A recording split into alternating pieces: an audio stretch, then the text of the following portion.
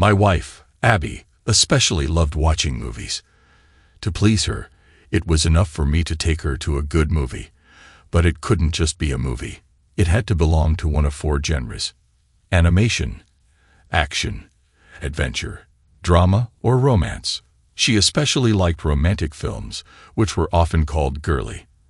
Abby also preferred films starring actors such as Tom Torino, Matt Wright, or Brad Talbot, who were her favorites. Our first date was when I took Abby to see the movie Sleepless in Seattle. She wasn't particularly fascinated by Tom Hanks, but she really liked the plot. Years later, she confessed that she fell in love with me after watching this movie. The reason for this is not entirely clear to me. Even after 12 years of marriage, Abby remains as stunning as ever. With her tall stature and slender figure, she boasts a fantastic figure. Her dark emerald green eyes contrast strikingly with her shock of hair. Whenever Abby dresses up, she still attracts attention. As for me, I'm John Sawyer, and I don't look that bad. I am tall and of decent weight, with sandy hair and blue eyes. We were often told that we were a beautiful couple. As a student, I never had any difficulty finding female companionship, but when I met Abby, I realized that she was the one I wanted to see next to me. For 12 years, I believed that Abby felt the same way about me. We first met in high school and fell deeply in love with each other. Our bond only strengthened during our 4 years of university studies, which led to the fact that we tied the knot 3 months after graduation. Abby is not just my true love. She is my soulmate, my everything. Life is unthinkable without her. Although we cherish our 2 children very much, it becomes difficult to be spontaneous with them. Tonight was supposed to be special for the 2 of us. We decided to go dancing in the city with 3 other couples, looking forward to a late evening with drinks. We rented rooms in one of the hotels in the city center. We agreed that my parents would look after our 2 daughters for this evening. The evening promised to be truly unforgettable, but everything turned out unexpectedly. Upon arrival at the nightclub, I was overcome by a feeling of anxiety, although I could not determine its cause. The women seemed preoccupied with something, and one of the men radiated a sense of complacency.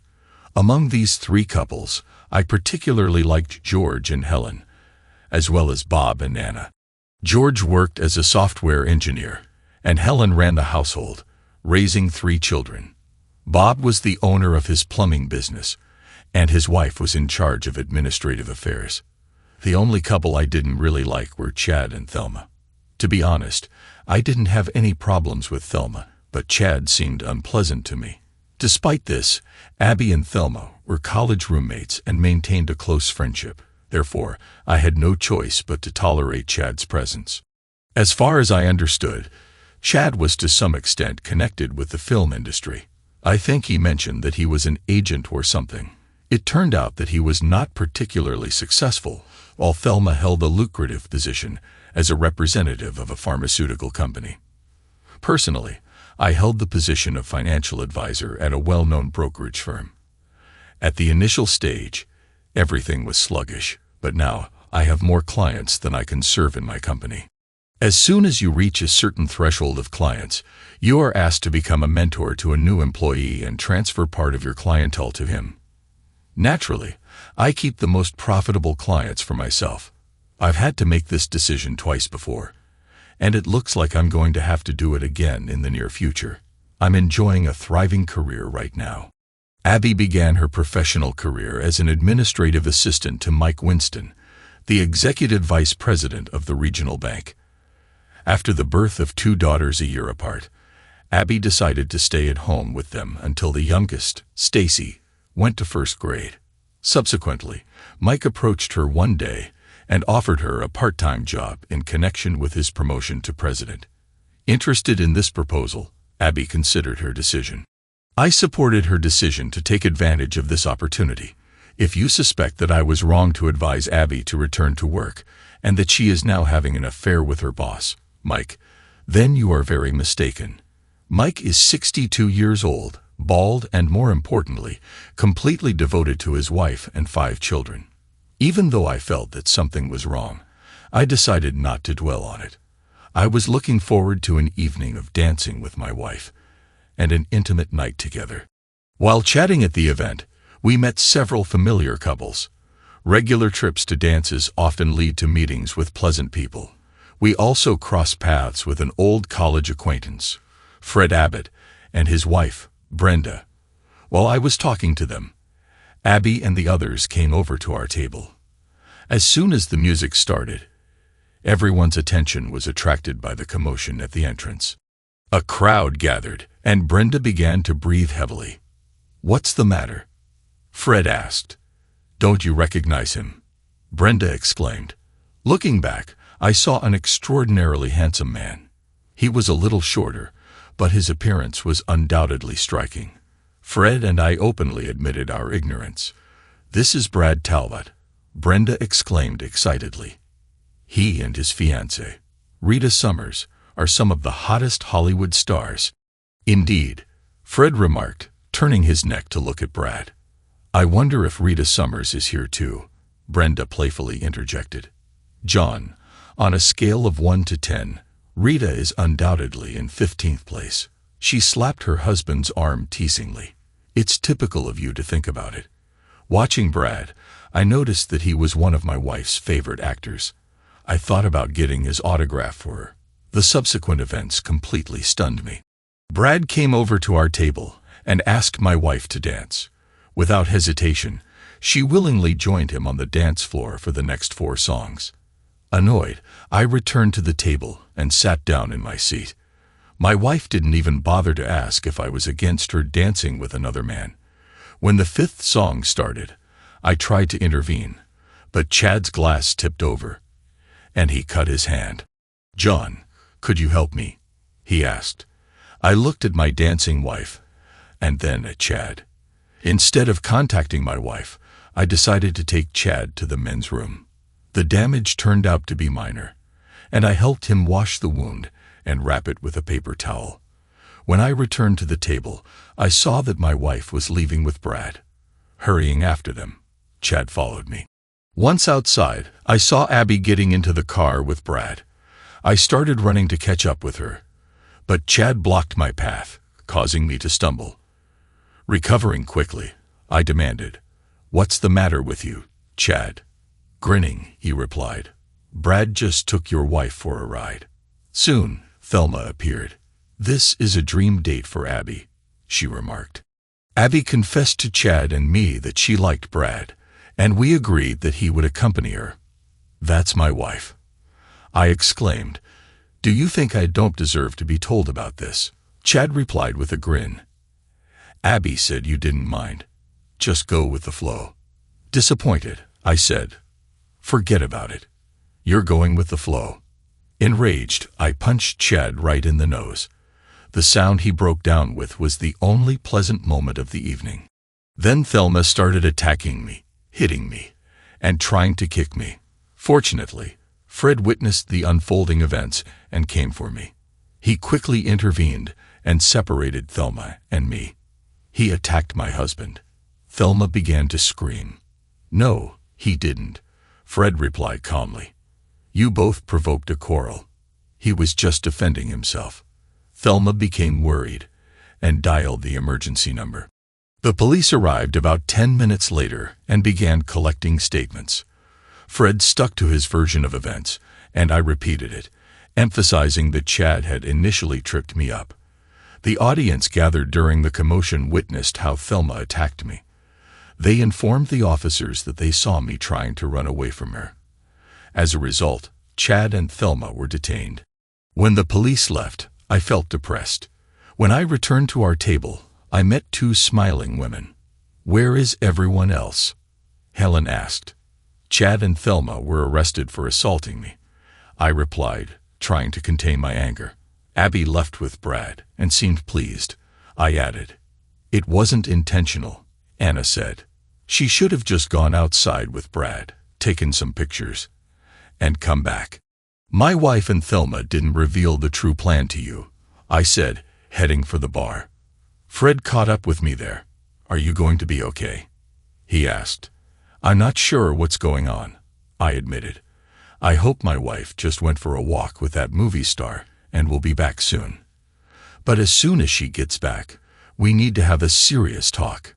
"Listen, John," Fred interjected worriedly. "I don't want to add to your suffering. Brenda informed me that Brad Talbot has a reputation for stalking married women while enjoying conquests. I prayed that Abby wasn't one of his targets, but Fred advised me to prepare for the worst. My heart sank, not knowing what to do next. I assured Fred that I would be fine before I sat down at the table again.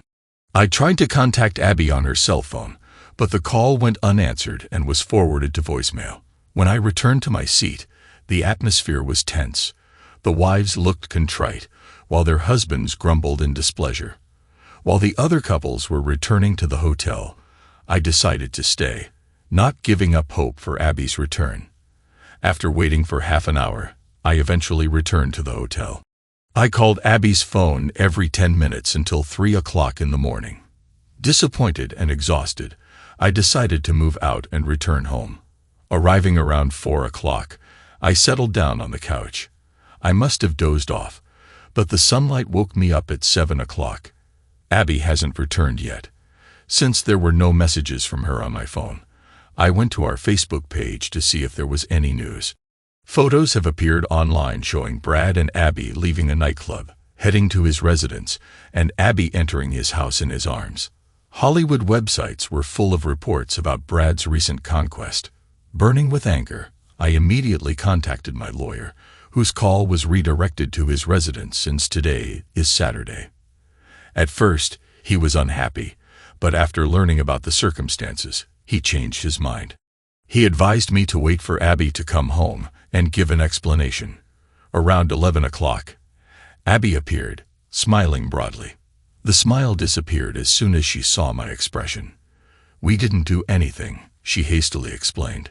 "We just talked all night. I understand that I should have consulted with you, but I was sure that you would refuse. You understand my passion for cinema and Brad Talbot. Last night was like a fairy tale. Nothing bad happened, John. My love for you remains unshakable." I stared at her, feeling steam coming out of my ears. "I want you to pack your things and go to your parents," I said sternly.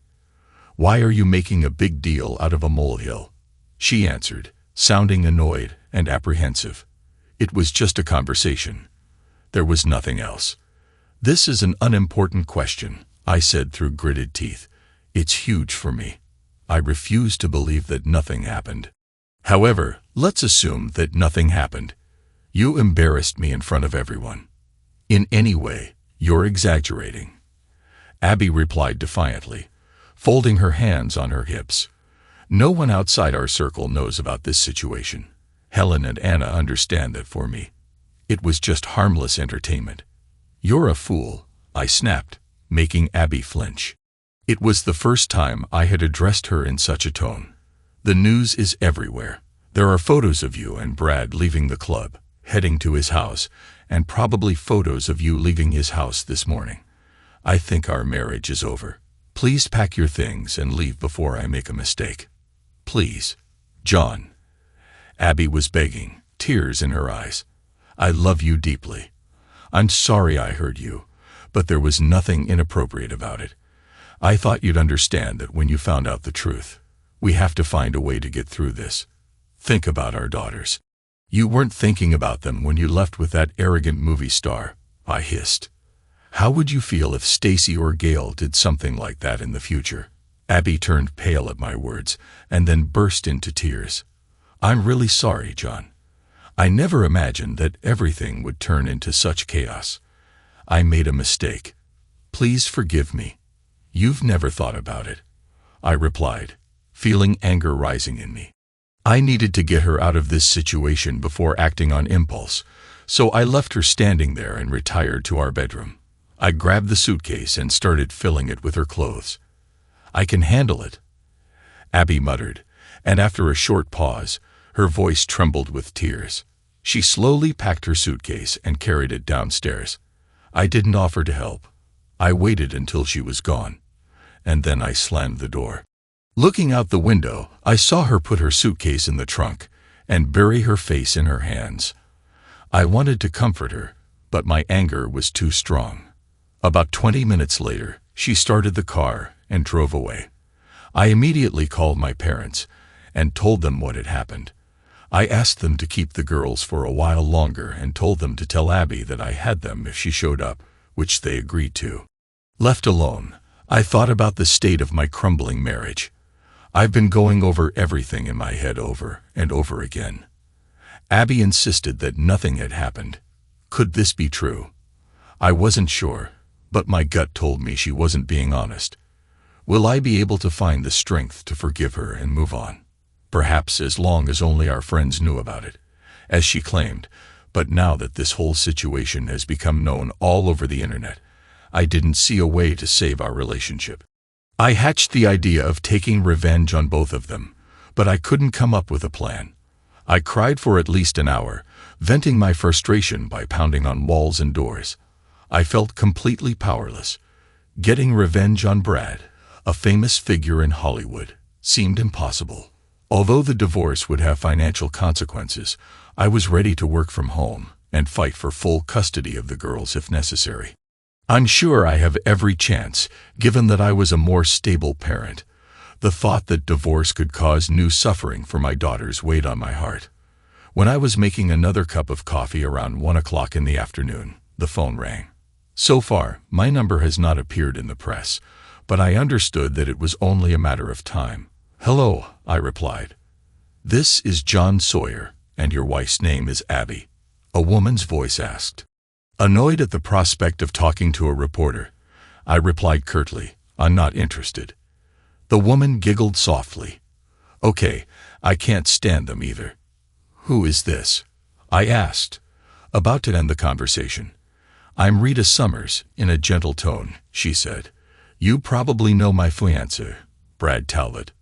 "Yes, I know this guy," I replied, feeling impatient to end the conversation. "Do you love your wife?" Rita suddenly asked. I sighed. "No matter what, I still love her, but given everything that has happened, I don't see how we can rebuild our marriage. If I could come up with a solution that would save your marriage and also fix my relationship with Brad, would you be interested?" My heart was racing, and I felt the need to sit down and reflect. In the end, I replied, "Yes, I want to save my marriage, but I don't know how to do it," I said. Again, there was a gentle giggle followed by a deep sigh. "I've loved Brad for a very long time. We have known each other since childhood. He comes from a dysfunctional family, similar to mine. His father was a womanizer, and his mother had a deep dislike for all men, including Brad. She had never shown any affection for him. Despite his best efforts, he never missed her. He had previously dated married women. I think that's how he's looking for the love that his mother couldn't give him. My own family was also dysfunctional. When I was growing up, my mother suffered from alcoholism, and my father abused me. During that turbulent period, Brad became a pillar of support for me, and I cherished him with all my soul. But our relationship ended when he moved to another country after his parents divorced. I lay in tears for several weeks. Our paths crossed again in Hollywood when we both achieved success. Despite knowing about Brad's difficult history, I treated our new relationship with caution. But after the reunion, our love flared up with renewed vigor. During our engagement, he assured me that he had given up relationships with other women. When I asked him about your wife, he insisted that nothing bad had happened. Unfortunately, I cannot confirm any of these statements. Just the thought of breaking up with Brad causes me great suffering. Yes, my wife also claims that nothing happened, I admitted. The prospect of losing her is no less painful. "Do you trust her?" Rita asked. "No, I don't trust her," I replied. "I don't trust him either. I know Brad, and it's not like him to invite a woman into nothing. But I suppose stranger things have happened.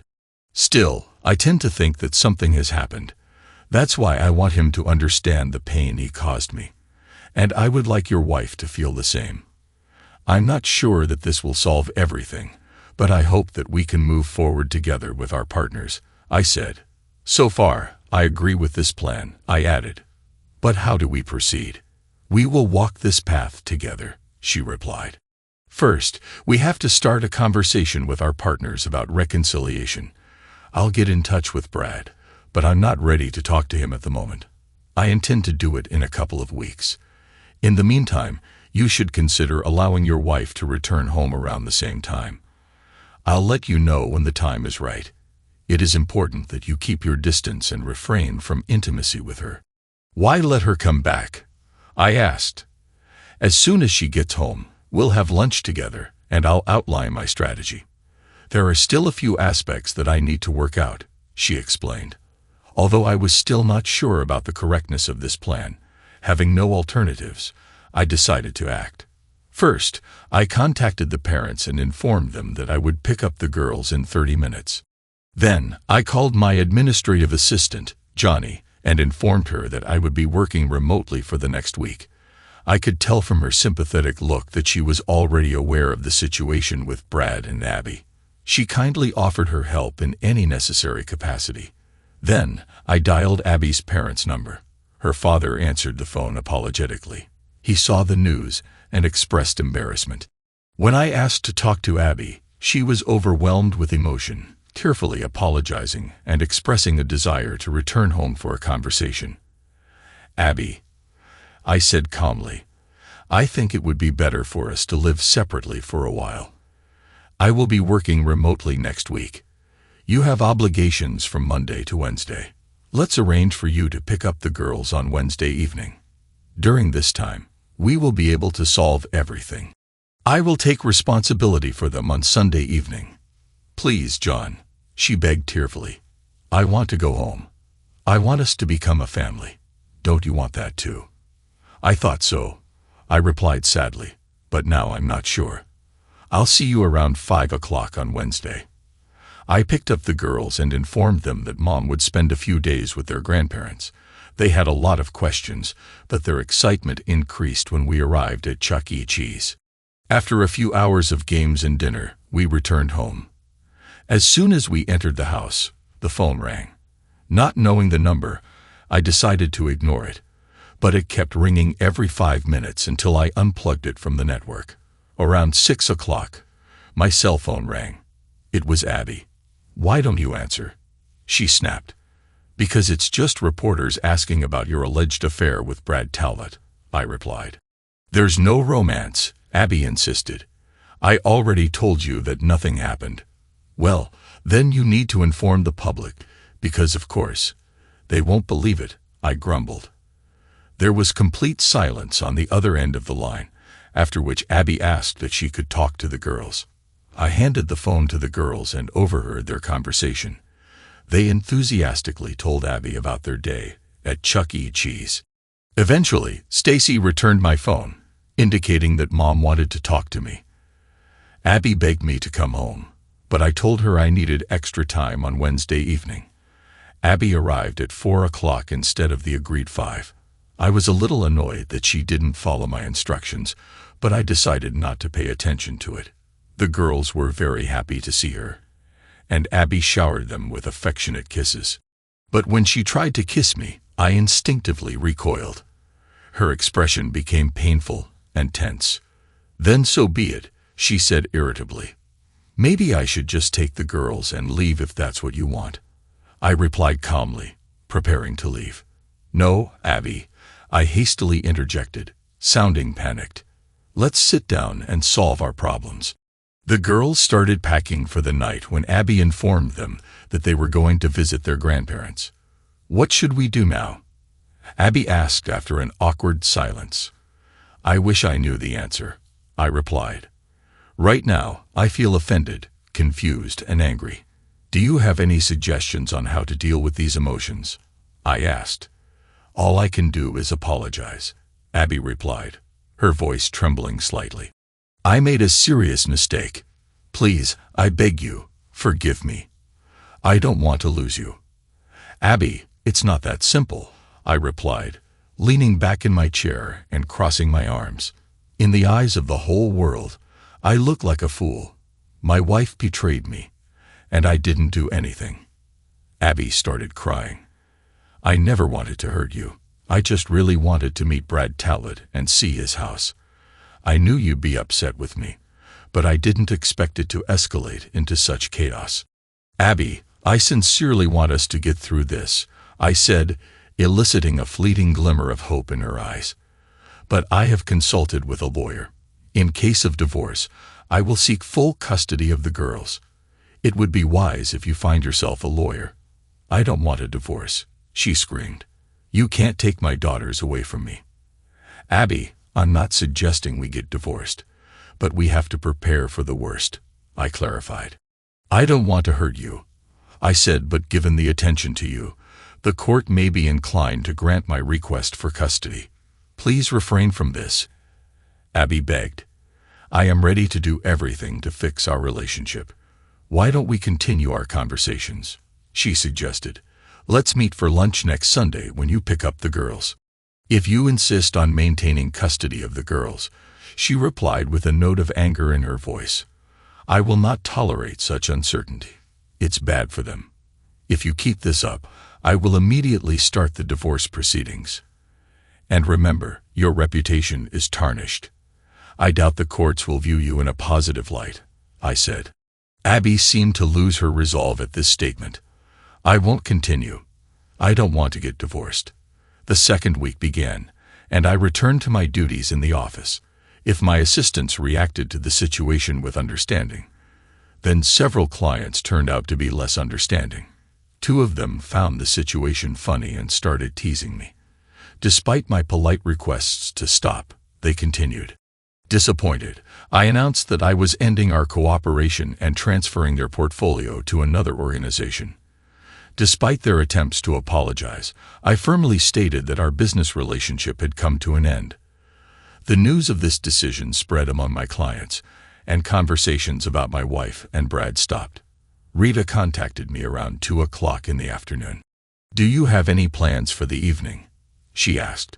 When she was convinced that she wasn't, she replied, Great, because you're joining me for dinner at Zoom at 7 o'clock. A formal dress code. With that, she quickly ended the conversation.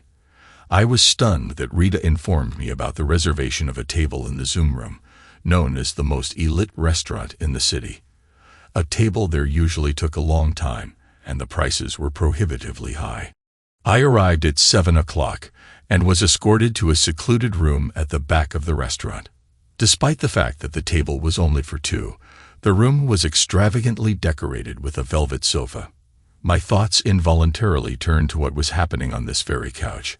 About 5 minutes later, Rita Summers appeared. When I got up from my seat, I couldn't help but admire her striking appearance. I was sure that when she appeared, the whole restaurant looked in her direction. She was small in stature, with gorgeous blonde hair, warm brown eyes, and an attention-grabbing physique. It was Rita's smile that really captivated me. There was some kind of essence in her that breathed life into you. I couldn't understand why Brad shunned women of her level. May I address you as John? She asked, settling into the seat opposite me. I nodded. And how should I address you? I asked. Rita, of course, she replied with a soft laugh that made me smile. We ordered drinks and talked for a while.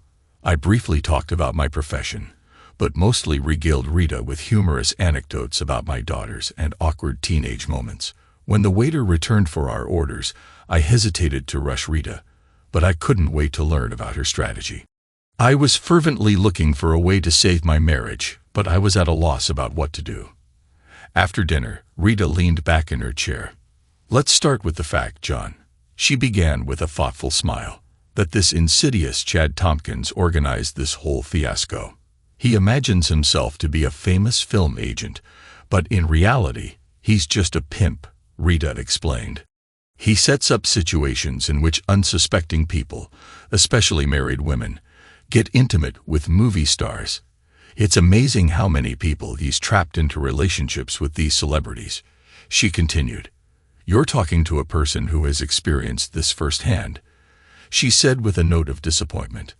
Although I was not fully aware of Chad's specific role until now, I managed to detain him. Really? Rita's eyes sparkled with intrigue. This is promising news. However, Don't be too hard on your wife. Brad is able to charm even the most virtuous people. Your wife is not the first married woman he has deceived, but I am determined to make sure that she becomes the last," Rita said. "If I fail to achieve this, then the plan of action I have proposed will at least make him and your wife answer for the suffering they have caused us. I cannot guarantee that after the implementation of my plan either of us will remain in our current relationship, but we will be comforted by the fact that we will not let them escape the consequences of their betrayal," she explained. Rita's compassion for my wife took me by surprise, but I found comfort in the fact that there would be consequences. At that moment, my main concern was how to find out her intentions. "What's your plan?" I asked.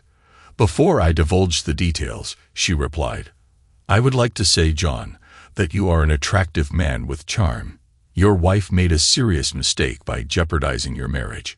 If the circumstances had been different, I might have been intrigued. That's very kind of you, but we admit that we live in different worlds," I replied. "Besides beauty, you have amazing compassion. Your words are generous.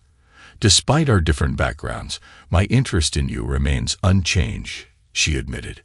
"Thank you," I admitted, curious to learn more about her strategy. I eagerly asked, "And what's next?" "In the next 2 weeks, I intend to attract you as a client," said Rita. "Excuse me, I don't quite understand," I replied, perplexed.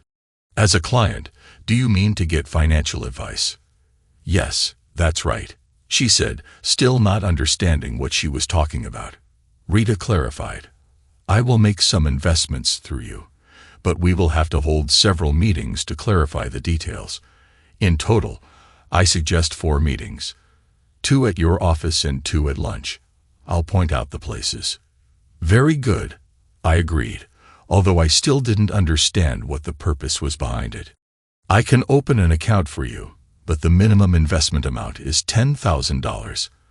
"I intend to invest a much larger amount," she said, and her smile widened. "In the meantime, it is necessary that you do not tell your wife that I am your client. You should continue to meet with her to discuss reconciliation. After 2 weeks, you will allow her to return home, but refrain from intimacy. Subsequently, on October 15th, you and your wife should attend the charity evening reading, which I have been actively involved in for many years. Most people don't know about my connection to this event, which I prefer to do myself. I usually show up every 2 years, but this year I will be present, and you and your wife will accompany me," Rita said. "I was on board even before the charity event started," I said. "As far as I understand, tickets cost $20,000 apiece, and I cannot justify such expenses," I intervened. Rita giggled again, flashing a smile that made my whole body tremble. "Don't worry, your tickets will be provided free of charge. Just tell your wife that the client has generously gifted you," she assured. "I still can't figure out how this plan can be useful," I admitted, expressing my disappointment. "Well, John," Rita explained, "part of the evening entertainment includes an escort auction." "An escort auction?" I asked again. Rita giggled again and explained, "Not the type of escort you're thinking of. We are auctioning willing men to women participating in the event. The one who offers the highest price will get the right to put a symbolic collar on the chosen man. Subsequently, men obey the whims of the winners," Rita continued. "Although most of the participants are not married, there are also married men who allow their wives to bid. In rare cases, a married man may not receive a win from his spouse. As a rule, such married people observe decency because otherwise, their wives, for obvious reasons, will be upset. But this year, a married man will be auctioned at the gala auction, and his wife will not provide a winning bid. Subsequent events will not remain without consequences," she said. I kept a puzzled expression of disbelief on my face. Rita giggled and patted my hand reassuringly. "You are a married man put up for auction, and I will be the winner. So all you have to do is rent a tuxedo and buy a new dress for your wife, and join me as a guest." Suddenly, everything fell into place. Rita's plan was brilliant. She offered Brad and Abby a taste of the suffering that had befallen us, and even though I knew it was just a charade, just spending the evening with Rita Summers, while everyone else assumed the worst would help even things out.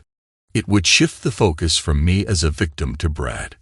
In addition, it would allow my wife to understand the pain and humiliation I have experienced. Perhaps this joint experience would help us turn to a psychologist and eventually overcome this ordeal. In the following weeks, time flew by quickly. During Rita's first visit to my office, the staff was full of enthusiasm. Our lunch gatherings took place in inconspicuous restaurants, but the need for such secrecy eluded me.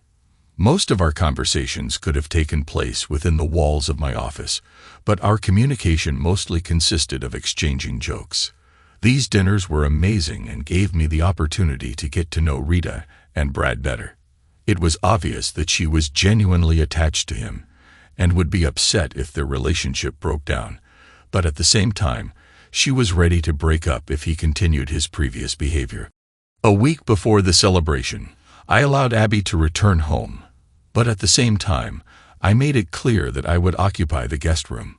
Although she looked depressed, she did not dispute this decision. On Wednesday, the day before the gala, I arrived home with tickets, and Abby's eyes were shining with excitement. She was animatedly discussing the celebrities who would be attending the party, and then scolded me for spending lavishly. It didn't cost me anything, I assured her. One of my clients generously provided tickets. I thought it would be a pleasant evening. By the way, I think you should buy a new dress for this occasion, something seductive. Abby's enthusiasm was palpable, and I almost took a liking to her, but a memory flashed through my mind of that ill-fated evening when I expected magic and I was made a fool of. It was necessary for her to understand the depth of my suffering. When we arrived at the place, about 500 people had already gathered. Here in the registration area, there was a table designed for registration for the auction. I noticed a crew of men filling out questionnaires, 5 of whom were very handsome. I turned to Abby, feigning innocence, and asked, "What are you thinking about gesturing at the table? It's a charity event, and we didn't incur any ticket costs. How about I sign up and you bet on me?" Abby giggled, though her laugh wasn't as melodious as Rita's. "I don't have any money, and I didn't bring my wallet with me because it won't fit in this bag," she explained. Following Rita's instructions, I took cash with me. "Here's $11,000.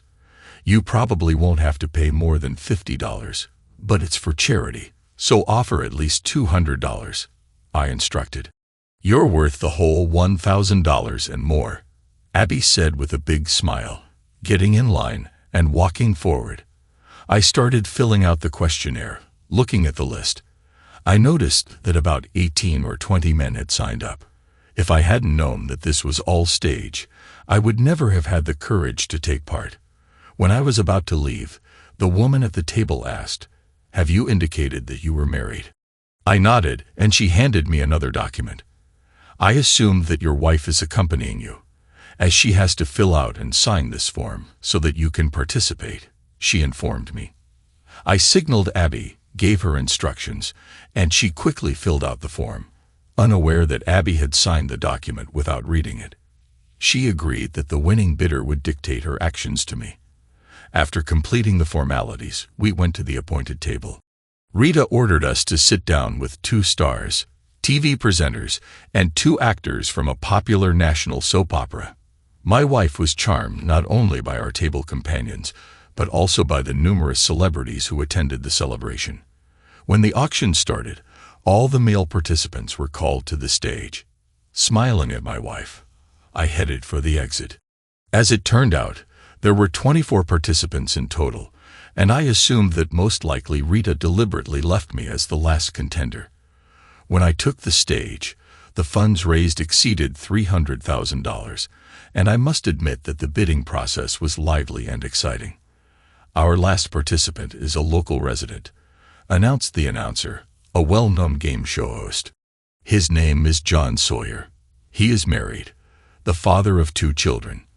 I'm sure his wife is out there somewhere diligently emptying the piggy bank," Shall we start the bidding with $50?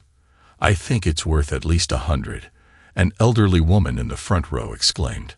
I grinned and replied playfully, Do you know how to wash dishes, ma'am? I'll wash and dry, she joked, drawing laughter from those present. This is more than my husband can handle, another elderly lady added. The bidding quickly increased from $200 to $500. Soon, I heard Abby's voice. I'm offering $1,000. The crowd burst into applause, and a few moments later, a younger woman raised the bid to $2,000. In the blink of an eye, the bidding jumped to $55,000. I glanced at Abby, who was watching in disbelief. I just shrugged my shoulders in response. An offer of $10,000 rang out from the back of the room, which was quickly followed by another offer of $115,000. If I hadn't known about the organized nature of this event, the escalation of the stakes could have gone crazy. When the bid went up to $25,000, I was seized with a feeling of anxiety. I assumed that a few thousand would be enough for me, but this amount far exceeded my expectations. Suddenly, Rita's voice rang out from the far corner of the room. I'm offering $100,000. There was stunned silence in the hall, not only because of the significant amount of the bet, but also because of the identity of the participant. To the cheers of the crowd, Rita Summers sank into a chair just below the stage. She looked at me with a smile, and then, addressing the audience, Rita Summers sank into a chair just below the stage. She looked at me with a smile, and then, addressing the audience, exclaimed, I don't even care if he knows how to wash dishes. The audience burst into applause and jubilation. I found myself blushing deeply. Rita went up on stage, put a familiar collar around my neck, and kissed me gently on the lips. By agreement, we returned to the place where Abby was sitting. Abby looked stunned and speechless. I bent down and kissed her gently on the lips. Then we attended a private screening of the new film, which was attended by Hollywood stars. In my personal opinion, the film was boring, and Rita agreed. Nevertheless, after talking with the director, we both praised the production.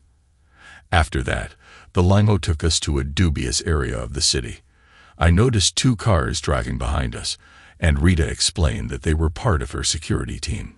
She gestured at 2 dilapidated houses on the other side of the street, noticing that the one with the porch light still used to be my house, and Brad lived across the street. It was a more respectable neighborhood in those days. The atmosphere remained somewhat harsh. It was almost 3 o'clock in the morning when we got to Rita's house. Rita said that she had 6 houses, 1 in Hollywood, 1 in New York, 1 in Florida, 2 in Europe, and 1 in South America. This house had 3 floors, which corresponded to the size of 2 standard houses. Rita served me a drink in the living room. When I settled down on the couch, I burst out laughing. I wished I had a camera to capture Abby's reaction. Although guilt crept into my soul, it did not completely consume me. Rita settled down next to me, staying close. Rita put her hand on my knee. John, let's be honest. Do you honestly believe your wife's claims that nothing happened? She asked. None of us can provide concrete evidence, but deep down, I believe there was one. I replied dejectedly. That's why the pain doesn't go away. I understand, John, and I'm almost convinced that Brad is having an affair with your wife. Rita said indignantly. I think it's fair to even the odds. With that, she leaned over and kissed me gently. I was stunned by her offer. At first, I assumed that we would retire to Rita's house and sleep separately, which would allow others to believe in our closeness, although in fact, this was not the case. But now, Rita was offering herself to me. It didn't take me long to make a decision. Perhaps if I were a more noble person, I would refuse, but still recovering from the pain caused by my wife's act and having the opportunity to be with Rita Summers, it was hard for me to resist. We kissed passionately on the couch for about 20 minutes. The feeling of intimacy with such an amazing woman was exciting. In the end, she took my hand and led me to her bedroom. Entering the bedroom, Rita began to dance. Intrigued from the moment of our first kiss, I watched Rita's dance moves and felt the anticipation in me, reinforcing the desire for an immediate connection. Undressing, Rita led me to her bed. While my wife was mastering the skill, I found that Rita's experience gave me even more pleasure. Perhaps the novelty of the meeting intensified the sensations. At that moment, such differences were insignificant as we neared the climax. I informed Rita about it. The next morning was marked by a special intimacy between Rita and me, characterized by intimate conversations and moments of closeness that contributed to a deep sense of connection between us. Rita's affectionate words and gentle gestures contributed to a feeling of warmth and comfort between us. Rita's affectionate words and gentle gestures contributed to a feeling of warmth and comfort between us. Laughing and hugging each other, we lost track of time and enjoyed each other's company. Our bond deepened as we spent more and more time together, generating a deep sense of trust and intimacy. Rita's gaze conveyed a deep sense of love and significance, accompanied by unspoken promises that even more joyful moments lay ahead. When the morning sun lit up the room, we realized that we had spent a lot of time just enjoying each other's presence. Despite the lateness of the hour, Rita's infectious laughter calmed me down. It was one of those mornings when everything seemed harmonious when you bask in the presence of a person who understands you and cares deeply about you. The joy we received from communication served as a vivid reminder of how pleasant it is to communicate with the woman we love. Rita playfully reminded me that my wife was not worried during my absence and stressed that nothing terrible had happened. I giggled in response, and we went to the shower together. Then we got dressed, and Rita made scrambled eggs for me while we waited for the limo to arrive. During the trip home, I was overcome by a sense of calm. I hoped that, with Abby's willingness, we could begin the path to healing and moving forward. When I returned to our house, I found Abby in tears in the living room. "I wasn't sure if you'd come back," she said, her voice full of sadness. "The news is full of reports that Rita Summers paid $100,000 for an evening with you. At first, I thought it was revenge, but watching how she treated you, it can be concluded that her investments were a reflection of her sincere feelings for you. Despite these actions, I do not consider you guilty. Do we have a chance to make peace? First of all, Abby, I confess nothing untoward has happened," I said. At first, indignation flashed in her eyes, but then her expression quickly softened. "Really?" she asked. "Rita is my recent client," I explained. "She thinks it was a completely justified reaction given Brad's actions towards me. In addition, Rita was a patron of the arts and provided tickets for the gala concert. She usually donates $100,000 anonymously every year, but this time, she decided to make a public contribution to deliver a message to her fiancé. So, I'm right. It really was a means of revenge against Brad. The future of our relationship is in your hands. If you're willing to work on our marriage and attend counseling, I'm willing to do the same." Abby threw herself into my arms, and I kissed her fervently before leading her to our bedroom. Despite feeling exhausted, I found the strength to make love to her. After that, I fell asleep again until my daughters got into bed around 2 o'clock in the afternoon. After a quiet dinner with the girls when they went to bed, Abby and I sat together on the terrace, holding hands. At that moment, I was full of confidence that we could fix our marriage and move forward together. Abby and I turned to a consultant named Wendy for help, who played a crucial role in solving our problems. Surprisingly, Wendy was more strict with Abby than I expected. I thought Wendy, being a woman, would be more understanding about this, but she quickly pointed out that Abby had thought through her affair in advance, and I hadn't. Despite the fact that we both insisted that there was nothing physical, Wendy was skeptical. She stressed that seeking solace in someone other than a spouse is in itself a betrayal. Abby blushed throughout our conversation, and Wendy didn't seem to pay attention to it. Understanding my night with Rita as revenge on her fiancé, which in fact it was, Wendy, of course, did not know about my significant role in organizing the affair. Despite this, the consultations turned out to be incredibly useful. Surprisingly, one positive result was extracted from all this turmoil. Abby has stopped loving movies, and she no longer finds pleasure in watching movies on TV. But she is ready to join the girls if they want to watch a children's movie. As for Chad and Thelma, I decided to drop the charges against Thelma, explaining to the authorities that she believed she was protecting her husband. But I continued the accusations against Chad. As a result, he was sentenced to 3 months in a district detention center. We decided to sever all ties with Chad and Thelma, and Abby is no longer in contact with Thelma.